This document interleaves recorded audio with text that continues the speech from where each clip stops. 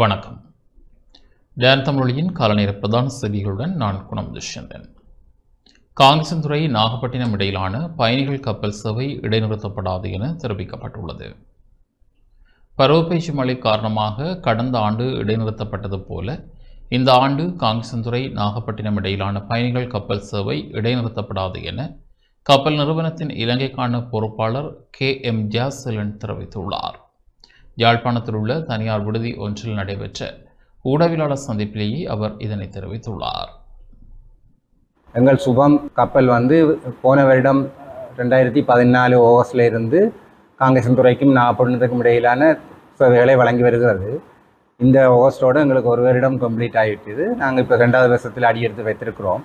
சேவை சிறப்பாக நடந்து கொண்டிருக்குது. போன வருடம் நாங்கள் பருவப்பெயர்ச்சி மழை காரணமாக நவம்பர் 2வது கிழமையிலிருந்து ஜனவரி 2வது கிழமை வரை நாங்கள் எங்கள் சேவைகளை நிப்பாட்டி வைத்திருந்த நாங்கள் அதால் 2-2.5 மாதம் நாங்கள் ஓடவில்லை. இந்த முறை நாங்கள் அப்படியான எண்ணங்கள் எதுவும் இல்லை. காலநிலை கடுமையாக இருந்தால் அந்த காலத்தில் நிப்பாட்டி விட்டு இப்போ இந்த திரும்ப காலநிலை சீராகனுடன் நாங்கள் திரும்ப நமது சேவைகளை வழங்கும். இப்போது எங்கள் சேவை தினசரி நடைபெற்று வருகிறது. தீபாவளியை முன்னிட்டு தினசரி சேவை நடைபெற்று வருகிறது.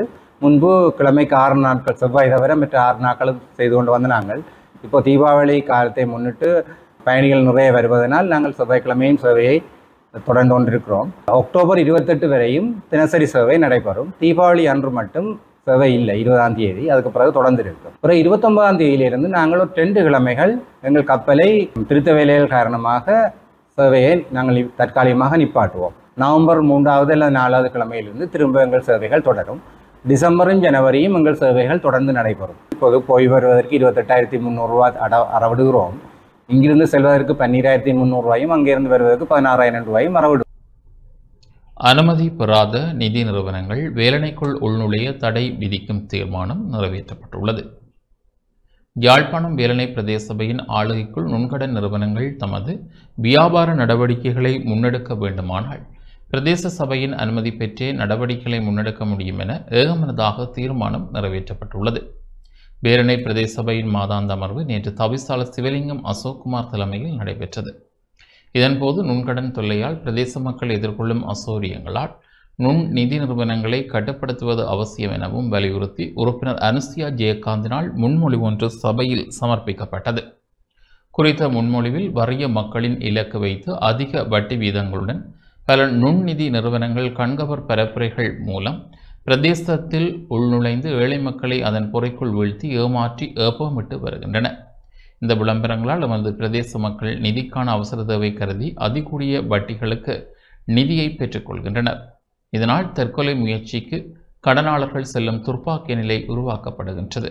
எனவே எமது பிரதேச மக்களது வறுமையை குறித்த நிறுவனங்கள் தமக்கான முதலீட்டு இடங்களாக பயன்படுத்துவதற்கு எமது சபை அனுமதிக்கக்கூடாது என வலியுறுத்தினார். இதேவேளை பிரதேசங்களில் உள்ள பொது அமைப்புகள் ஊடாக மக்கள் அவசர கடன் வசதி பெறக்கூடிய பொறிமுறையை உருவாக்கி இந்த பிரச்சினைக்கு மாற்றீடாக தீர்வு கொடுக்கலாம் என உறுப்பினர் ஒருவரால் தெரிவிக்கப்பட்டது. இந்நிலையில் கருத்து வெளியிட்ட தவிசாளர், சபையின் அனுமதி பெறாது எந்த ஒரு நுண் நிதி நிறுவனமும் உள்நுழைய முடியாது.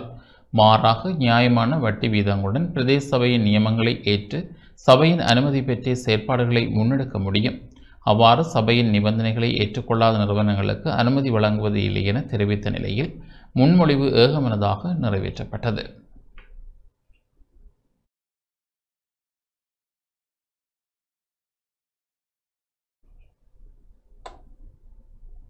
வவுனியாவில் மாபெரும் கோலப்போட்டி இடம்பெற்றது. வவுனியா பாரம்பரிய ரோட்டர கழகத்தால் ஏற்பாடு செய்யப்பட்ட மாபெரும் கோலப்போட்டி நிகழ்வு வவுனியா மாநகர சபை மண்டபத்தில் சிறப்பாக நடைபெற்றது. பாரம்பரிய கலாச்சாரம் மற்றும் தமிழர் மரபை மாணவர்களிடையே பரவச் செய்வதை நோக்காக கொண்டு நிகழ்வு இடம்பெற்றது. வவுனியா மாவட்ட செயலகத்தின் அனுமதியுடன் வவுனியா மாநகர சபையின் ஆதரவுடன் அவர்களுடன் இணைந்த வகையில் நிகழ்வு முன்னெடுக்கப்பட்டது. இந்நிகழ்வில் 150க்கும் மேற்பட்ட மாணவர்கள் பங்கேற்று தங்கள் படைப்பாற்றலை வெளிப்படுத்தினர். மாணவர்களுடன் பெற்றோர்கள் மற்றும் ஆசிரியர்களுக்கான போட்டிகளும் தனித்துவமாக நடாத்தப்பட்டன. அக்டோபர் மாதம் குழந்தைகளுக்குரிய மாதமாக கருதப்படுவதால் இந்நிகழ்வு குழந்தைகளின் காலத்திற்கு அமைய ஊக்குவிக்கும் நோக்கத்துடன் நடாத்தப்பட்டது. மாணவர்கள் வயது வரையறையின் அடிப்படையில் 5 பிரிவுகளாக பிரிக்கப்பட்டு தனித்துவமான கோலங்கள் வரைந்தனர். ஒவ்வொரு படைப்பும் அவர்களின் படைப்பாற்றல் மற்றும் சிந்தனை திறனை வெளிப்படுத்தியது. நிகழ்வில் பங்கேற்ற அனைவருக்கும் சான்றிதழ்கள் வழங்கப்பட்டன. மேலும் ஒவ்வொரு பிரிவிலும் சிறந்த 3 கோலங்களுக்கு பரிசுகளும் வழங்கப்பட்டன. யாழ்ப்பாணம் பெனின்சுலா ரோட்டரி கழகத்தின் வழிகாட்டுதலில் இடம்பெற்ற இந்நிகழ்வில் கழகத்தின் தலைவர் ரொட்டேரியன் கஜேந்திரா உள்ளிட்ட கழக உறுப்பினர்கள், வவுனியா மாநகரசபை முதல்வர் சுந்தரலிங்கம் காண்டீபன், துணை முதல்வர் பரமேஸ்வரன் கார்த்தீபன், வர்த்தக சங்க தலைவர் குணசேகரன் கிருஷ்ணமூர்த்தி, வவுனியா மாவட்ட இந்து கலாசார உத்தியோகஸ்தர் புஷ்பமாலினி சந்திரமோகன் சர்மா, மாணவர்கள், பெற்றோர்கள் உள்ளிட்ட பலர் கலந்து கொண்டனர்.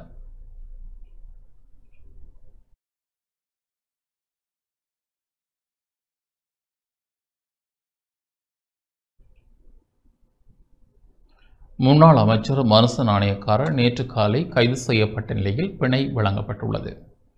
முன்னாள் அமைச்சர் மனுச நாணயக்காரர் நேற்று காலை லஞ்ச ஊழல் விசாரணை ஆணைக்குழுவில் வாக்குமூலம் வழங்க சென்ற வேளை கைது செய்யப்பட்ட நிலையில் பிணை வழங்கப்பட்டுள்ளது. கடந்த ஆட்சியின் போது விவசாய வேலைகளுக்காக இஸ்ரேலுக்கு தொழிலாளர்களை அனுப்பிய விடயத்தில் முறைகேடுகள் இடம்பெற்றதாக குற்றம் சுமத்தப்பட்டது. இந்த விடயம் தொடர்பில் லஞ்ச ஊழல் விசாரணை ஆணைக்குழுவில் வாக்குமூலம் வழங்க முன்னாள் அமைச்சர் மனுச நாணயக்காரர் நேற்று காலை முன்னிலையாக இருந்த நிலையில் கைது செய்யப்பட்டார். அதன் பின்னர் விசாரணைகள் இடம்பெற்று நேற்று மாலை கொழும்பு பிரதம நீதவான் அசங்க எஸ் போதரகம முன்னிலையில் ஆயர்படுத்தப்பட்ட வேளை பிணை வழங்கப்பட்டுள்ளது. இதேவேளை லஞ்ச ஊழல் விசாரணை ஆணைக்குழு அதிகாரிகளால் தாம் கைது செய்யப்படுவதற்கு முன்னர் முன்பிணையில் விடுவிக்குமாறு மனுச நாணயக்காரர் சமர்ப்பித்த கோரிக்கையை கொழும்பு நீதவான் நீதிமன்றம் நேற்று நிராகரித்திருந்தது.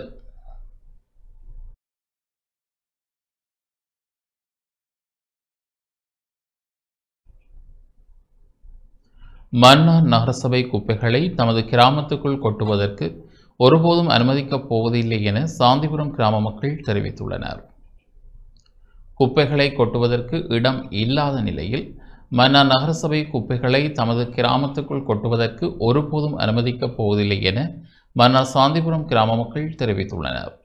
மன்னார் நகரசபை பகுதிகளில் சேகரிக்கப்படும் கழிவுகளை கொட்டுவது தொடர்பில் தொடர்ச்சியாக மன்னார் நகரசபை மற்றும் மன்னார் மாவட்ட செயலகங்களுக்கு இடையில் முரண்பாடு ஏற்பட்டு கழிவகற்றல் வாகனங்கள் கழிவுகளுடன் மன்னார் மாவட்ட செயலகத்திற்கு முன்பாக நிறுத்தி வைக்கப்பட்டுள்ளன. இவ்வாறு நிலையில் மன்னார் தள்ளாடி பகுதியில் மக்கள் வசிக்காத இடத்தில் கழிவுகளை கொட்டுவதற்கு அனுமதி கோரப்பட்ட நிலையில் அந்த இடத்தில் அனுமதி வழங்காது தற்போது மன்னார் சாந்திபுரம் சவுத்பார் தரவான்கோட்டை பகுதியில் மத்தியில் அமைந்துள்ள தனியாருக்கு சொந்தமான ஒரு காணியில் 5 வருட ஒப்பந்தத்தின் அடிப்படையில் குப்பைகளை கொட்டுவதற்கு தீர்மானம் மேற்கொள்ளப்பட்டுள்ளது. இதனால் குப்பைகளை தமது கிராமத்துக்குள் ஒருபோதும் அனுமதிக்க போவது இல்லை என சாந்திபுரம் மக்கள் தெரிவித்துள்ளனர். சவுத்பார் பகுதியில் மன்னார் நகர பகுதியில் உள்ள குப்பைகளை கொட்டுவதற்கான ஏற்பாடுகள் நடைபெற்றதாக நாங்கள் அறிந்துள்ளோம். அந்த வகையில் ஏற்கனவே இந்த பகுதியில் குப்பைகள் கொட்டப்பட்டு மக்கள் போராட்டத்தின் பின்னர் அது நிறுத்தி வைக்கப்பட்டது. மீண்டும் இவ்வகையான வேலைகளை ஆரம்பித்தால் எமது மக்களின் சுற்றுச்சூழல் பாதிப்புகள் ஏற்படும் என்பதோடு மழைக்காலம் ஏற்பட்டபடியால் அதில் வரும் குப்பை கழிவுகள் அனைத்தும் எமது கிராமத்தின் வழியாக வந்துதான் அந்த கடல் மார்க்கமாக செல்ல வேண்டியுள்ளது. இதை தயவு செய்து கவனித்துக் கொண்டு இந்த குப்பைகளை கொட்டுவதை நிறுத்துமாறும், அப்படி மீறி நீங்கள் கொட்டுவதற்கான முயற்சிகள் எடுப்பீர்களா இருந்தால் சாந்திபுரம் மக்கள் அனைவரும் மறைக்க வேண்டிய ஒரு கட்டாயம் ஏற்படும். பறவைகளுக்கு முக்கியத்துவம் கொடுக்கின்றீர்கள், விலங்குகளுக்கு முக்கியத்துவம் கொடுக்கின்றீர்கள். மனிதனாகிய எங்களையும் சற்று சிந்தித்து பாருங்கள். ஏற்கனவே தாழ்வு நிலப்பகுதியில் நாங்கள் வசித்து வருகின்றோம். இந்த வகையில் இந்த மழை நீர் வழியாக வரும்போது குழந்தைகளும் பெரியவர்களும் மிகவும் பாதிக்கப்படக்கூடிய ஒரு அபாயமான சூழல் உள்ளது. எனவே தயவு செய்து இந்த குப்பைகளை இங்கே கொண்டு வராமல் நிறுத்துமாறு தயவாக கட்டுக்கொள்வோம். அந்த குப்பைகளை கொட்டுவீர்களாக இருந்தால் எமது மக்கள் ஒட்டுமொத்தமாக சேர்ந்து போராட்டத்தில் ஈடுபட வேண்டிய அபாய சூழல் ஏற்படும். முல்லைத்தீவு குருந்தூர் மலையை மகாவம்சத்துடன் தொடர்படுத்தி போலி வரலாற்று புனைவு காட்சிப்படுத்தப்பட்டுள்ளதாக நாடாளுமன்ற உறுப்பினர் துரராசா ரவிகரன் தெரிவித்துள்ளார். தொல்லியல் திணைக்களம் போலியான வரலாற்று புனைகதைகளை உருவாக்குவது மற்றும் காட்சிப்படுத்துகின்ற செயற்பாடுகளில் தொடர்ச்சியாக ஈடுபடுவதாக நாடாளுமன்ற உறுப்பினர் துரராசா ரவிகரன் தெரிவித்துள்ளார். தமிழர்களின் பூர்வீக வழிபாட்டிடமான முல்லைத்தீவு தண்ணி முறிப்பு குருந்தூர் மலையை பௌத்த வரலாற்றுடனும் பௌத்த வரலாற்று நூலான மகாவம்சத்துடனும் தொடர்புபடுத்தி போலியான வரலாற்று தகவல்கள் புனையப்பட்ட காட்சி பலகைகள் குருந்தூர்மலை பகுதிகளில் தொல்லியல் திணைக்களத்தினால் காட்சிப்படுத்தப்பட்டுள்ளன. இந்த நிலையில் வன்னி மாவட்ட நாடாளுமன்ற உறுப்பினர் துரராசா ரவிகரன் நேற்று குருந்தூர்மலை பகுதிக்கு நேரடியாக சென்று நன்மைகளை பார்வையிட்டதுடன் தொல்லியல் திணைக்களத்தின் இத்தகைய கட்டமைக்கப்பட்ட தமிழ் இனவழிப்பு செயற்பாட்டுக்கு வன்மையான கண்டனங்களை தெரிவித்தார். தமிழ் மக்களுடைய செயல்பாடுகள் அல்லது தமிழ் மக்களுக்கு வித்தான வகையில் இல்லாமல் இந்த போர்ட் பலகை ஏற்கனவே நாட்டப்பட்டு இருந்தது. இப்போது புதிதாக இந்த இடங்களை சுற்றி இதே போன்று 4 இடங்களில் குறிப்பிட்ட தொல்லியல் திணைக்களத்தில் உள்ள இனவாதிகள் என்று தான் சொல்ல வேண்டும். அவர்கள் இப்படியான விளம்பர பலகையை போட்டிருக்கின்றார். குருண்டி தொல்லியல் தளம் என்று சொல்லி அதே தொல்லியல் பணிப்பாளர் நாயகம் தொல்பொருள் திணைக்களம் என்ற இதோட ஒரு வரலாற்று பதிவை போட்டிருக்கிறார். எங்களுடையவர்கள் இந்த குருந்தூர் மலைக்கு அருகாமையில் இருக்கின்ற தண்ணி முறிப்பு பகுதியில் இன்னும் மீள்குடியேற்றம் செய்யப்படவில்லை. தமிழ் மக்கள்லாம் இந்த இடங்களில் இருந்தார். ஒரு குறிப்பிட்ட ஆண்டுகள் கிபி கிமு என்று சொல்லி குறிப்பிட்ட ஆண்டுகள் தங்களோட மகாவம்சத்தில் சொல்லப்படுகின்றும் தங்களுடைய வரலாறுகள் என்றும் சொல்லி சில குறிப்புகளை இதில் குறிப்பிட்டிருக்கின்றன. தொல்லியல் திணைக்களம் என்றால் என்ன செய்யணும் என்றால் உண்மையான வரலாறுகளை பாரபட்சம் இல்லாமல் பதிவு செய்ய வேணும். ஆனால் இலங்கையில் இருக்கிற தொல்லியல் திணைக்களம் ஏற்கனவே உள்ள அரசாங்கங்கள் காலத்தில் இருந்து கூட அத்துமீறின ஒரு நடவடிக்கையும் தங்களுடையதான் இந்த இடங்கள் என்றும் சொல்லி அட்டகாசமாக ஒரு திணிப்பு வேலைகளை தான் செய்து கொண்டு வர ஆக்கிரமிப்புக்கு உள்ளான இடங்கள் தவிர மற்ற இடங்கள் எல்லாம் இப்பவும் வயல் விதைச்சு கொண்டிருக்கிறார்கள் தமிழாக்கள். எங்களுடைய பூர்வீக தமிழர் தாயகங்களில் நாங்கள் எங்களுடைய பண்பாடுகள் அல்லது எங்களுடைய கலாச்சாரங்கள் எங்களுடைய மத ரீதியான கோட்பாடுகள் எல்லாத்தையும் சிதைச்சு கொண்டு தான் இந்த வேலையை தொல்லியல் திணைக்களம் செய்து கொண்டிருக்கு. இங்கே ஆதிசிவன் ஐயனார் என்று சொல்லி ஆதி காலத்தில் இருந்து இவர்கள் சொல்கிற கிபி கிமுக்கு முதல் தமிழர்கள் ஆண்ட இடம்தான் இது. இந்த வரலாறுன்றது துணியப்பட்ட பொய்யான வரலாறு தான் இதில் என்று நாங்கள் சொல்லுவோம். எங்களுடைய வரலாறும் உண்மையான வரலாறும் தொல்லியல் திணைக்களம் பதிவிடுறதா இருந்தால் தமிழர்களுடைய இடம் என்று தான் அவர்கள் சொல்ல வேண்டும். இன துவசிகள் அல்லது இன துரோகிகள் சிங்கள மக்களாலேயும் ஒதுக்கப்பட்டு விட்டார்கள். ஆனால் இந்த தொல்லியல் திணைக்களம் என்ற துரோகத்தனமான செயல்பாட்டை நான் வன்மையாக கண்டிப்பதோடு இப்படியான ஒரு போக்கில் அவர்கள் செயற்படக்கூடாதுன்றதையும் சொல்லி வைக்க விரும்புகிறேன். பிக்குவா இருக்கவே தகுதி இல்லாத ஒரு ஆளைத்தான் இங்கே உள்ள பிக்குவா போட்டுருக்கு. தான் தன் சமய வேலைகளை பார்த்து கொண்டு அப்படித்தான் செய்யணும். ஆனால் இங்கே இருக்கிற இந்த இதுக்கு முக்கியத்துவமாக இருக்கிற பிக்கு அந்த மத ரீதியான வேலையை விட ஒரு தமிழ் மக்களின் மத ரீதியான அடையாளங்களை இதுகளெல்லாம் விரட்டணும் அல்லது அதை அழிக்கணும் என்ற செயல்பாட்டில் ஈடுபடுற பிக்குவா தான் நிச்சயமாக உரியவர்கள் கவனம் எடுப்பார்கள். உள்ளூராட்சி முற்ற செயற்திட்டம் மூலம் மாவட்ட மட்டத்தில் தீர்க்கப்படாத பிரச்சினைகள் தொடர்பில் ஆராயும் கலந்துரையாடல் நேற்று இடம்பெற்றது. உள்ளூராட்சி முற்ற செயற்திட்டம் மூலம் மாவட்ட மட்டத்தில் தீர்க்கப்படாத பிரச்சினைகள் தொடர்பில் ஆராயும் கலந்துரையாடல் வடக்கு மாகாண பிரதம செயலாளர் தலைமையில் யாழ்ப்பாணத்தில் உள்ள வடக்கு மாகாண பிரதம செயலாளர் அலுவலகத்தில் நேற்று இடம்பெற்றது. கலந்துரையாடலில் வடக்கு மாகாண மகளிர் விவகார அமைச்சின் செயலாளர், கிறிஸ்டலிஸ் நிறுவனத்தின் முகாமையாளர், குடிசார் அமைப்புகளின் சம்மேளன உறுப்பினர்கள் பங்கேற்றனர். மாவட்ட மட்டங்களில் தீர்க்க முடியாத பிரச்சினைகள் தொடர்பில் ஆராயப்பட்டதுடன் மாவட்ட மட்டங்களில் தீர்க்கப்பட்ட பிரச்சினைகளுக்கு நன்றியும் தெரிவிக்கப்பட்டது. மாவட்ட மட்டங்களில் கிறிஸ்டலிஸ் நிறுவனத்தின் நிதி அனுசரணையோடு உள்ளூராட்சி முற்றம் என்ற செயற்திட்டம் மூலம் மக்கள் பிரச்சினைகளை இனம் கண்டு குடிசார் அமைப்புகளின் சம்மேளனம் நடவடிக்கைகளை மேற்கொண்டு வருகின்றது.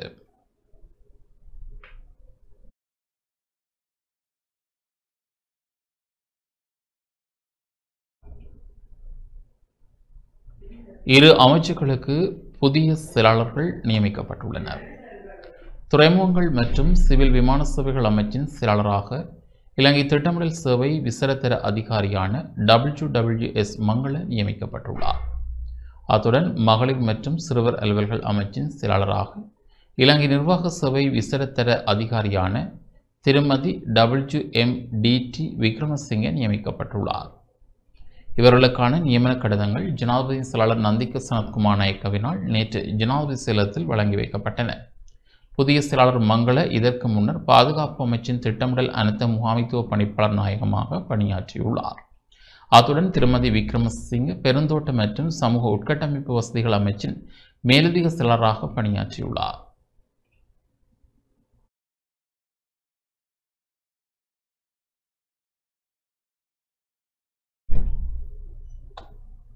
மாகாண சபை தேர்தலை எவ்வாறு எதிர்கொள்வது தொடர்பில் யாழ்ப்பாணத்தில் தமிழ் கட்சிகள் ஆராய்ந்துள்ளன.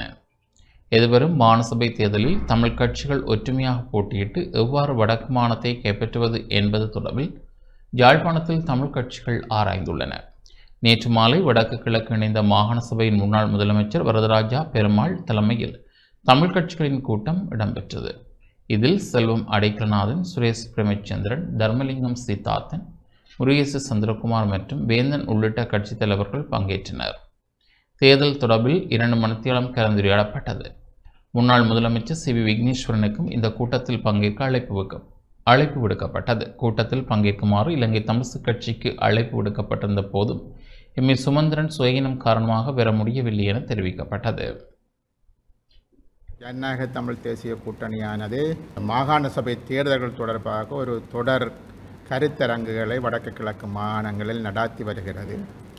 இது தொடர்பாக மக்களுக்கு இருக்கக்கூடிய கேள்விகள், மக்கள் மத்தியில் தொடர்பாக இருக்கக்கூடிய கருத்துக்கள் தொடர்பாக அவர்களுடன் பேசுவதற்கு, கலந்துரையாடுவதற்கான ஒரு களத்தை நாங்கள் இப்பொழுது அமைத்திருக்கின்றோம். இதில் தமிழ் தரப்பில் இருக்கக்கூடிய ஏனைய தரப்புகளும் இதற்குள் வந்து இணைய வேண்டும் என்பது எமது எல்லோரது விருப்பம். நாங்கள் கூட்டாக இந்த விஷயங்களை வடகிழக்கில் மாத்திரமில்லை ஏனைய பிரதேசங்களிலும் முன்னெடுத்து கொண்டு போக வேண்டும். இன்றைய காலகட்டத்தில் அரசாங்கம் இதுவரை தேர்தலை நடாத்தாமல் மாகாணங்களுக்குள் அந்த எல்லைகளை பிரித்து அதன் பிற்பாடுதான் தேர்தல் என்ற ஒரு தொனி தொடர்ந்தும் இருந்து கொண்டிருக்கிறது. அவ்வாறு நடக்குமாக இருந்தால் தேர்தல் கால வரை இல்லாமல் பின்போடலாம் என்ற ஒரு அச்சம் தமிழ் மக்கள் மத்தியிலும் இருக்கின்றது. ஆகவே இதனை மாற்றி தேர்தலை குறைந்தபட்சம் வருகிற வருட ஆரம்பத்திலாவது தேர்தல் வைக்கப்பட வேண்டும். 1988ஆம் ஆண்டு எவ்வாறு 13ஆம் திருத்தச் சட்டம் கொண்டு வரப்பட்டதோ அதில் இருக்கக்கூடிய அனைத்து அதிகாரங்களும் மீளவும் தமிழ் மக்களுக்கு கொடுக்கப்பட வேண்டும் என்பதும் எமது கருத்தாகும். உடனடியாக தேர்தல்கள் நடாத்தப்பட்டு அந்த அதிகாரங்கள் தெரிவு செய்யப்படுற பிரதிநிதிகள் வசம் கொடுக்கப்பட வேண்டும், அவை முழுமையாக நிறைவேற்றப்பட வேண்டும் என்று நாங்கள் மிக தெளிவாக அரசாங்கத்தை கேட்டுக்கொள்ள விரும்புகிறோம். அடுத்தடுத்த கட்டமாக நாங்கள் கிழக்கு மாகாணத்தில் முஸ்லீம் மக்கள், மலையகத்தில் இருக்கக்கூடிய மலையக கட்சிகளுடனும் நாங்கள் இந்த அதிகார பகிர்வு தொடர்பாக எல்லோரும் இணைந்து இந்த அதிகார பகிர்வுக்கான குரல் கொடுக்கப்பட வேண்டும். அது முக்கியமாக இலங்கையில் இருக்கக்கூடிய சிறுபான்மை தேசிய இனங்களுக்கு அந்த அதிகார பகிர்வு என்பது மிக மிக முக்கியமானது. ஆகவே அதற்காக நாங்கள் இணைந்து குரல் கொடுக்க வேண்டும் என்பதும் எங்களது கோரிக்கை. தமிழர்கள் மத்தியில் உள்ள பல்வேறு கட்சிகளும் இவ்வாறாக ஒன்று கூடி மாகாண சபைக்கான தேர்தல்கள், மாகாண ஆட்சிக்கான அதிகாரங்கள் தொடர்பாக ஒரு ஒன்றுபட்ட ஒருமித்த ஒரு இயக்கமாக செயல்படுகின்ற ஒரு நிலைமை ஏற்பட வேண்டியதனுடைய அவசியத்தை எல்லோரும் உணர்ந்திருக்கிறார்கள். அதை நோக்கி எல்லோரும் பயணிக்கின்ற ஒரு சூழல் ஏற்படும் என்று நான் நினைக்கிறேன். இது இனங்களின் விடயம் மட்டுமல்ல, நாட்டினுடைய. இத்துடன் இந்த செய்திகள் நிறைவு பெறுகின்றன. தொடர்ந்து நமது நிகழ்ச்சியுடன் இணைந்திருங்கள். வணக்கம்.